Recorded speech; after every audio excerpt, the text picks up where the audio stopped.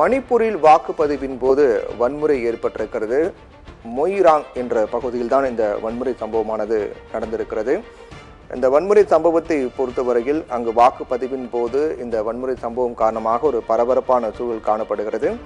மணிப்பூரை பொறுத்தவரையில் முதற்கட்ட வாக்குப்பதிவாக 2 தொகுதிகள், மணிப்பூரில் 2 மக்களவை தொகுதிகளில் முதற்கட்ட வாக்குப்பதிவானது காலை 7 மணிக்கு தொடங்கி நடைபெற்று வருகிறது. மணிப்பூர் மாநிலத்தை பொறுத்தவரையில் மிகவும் உற்று கவனிக்கக்கூடிய ஒரு மாநிலமாக பார்க்கப்படுகிறது. அதிலும் குறிப்பாக கடந்த காலங்களில் நடந்த சம்பவங்கள் தொடர்ச்சியாக மணிப்பூரில் 2 குழு மக்களுக்கிடையே ஏற்பட்ட கலவரம், அதைத் தொடர்ந்து ஏற்பட்ட பல்வேறு அதிர்ச்சிகரமான சம்பவங்களை தொடர்ந்து நடக்கக்கூடிய தேர்தல் என்பதால் மணிப்பூர் மாநிலம் இந்த முறை மிகவும் கவனம் பெற்ற ஒரு மாநிலமாக பார்க்கப்படுகிறது.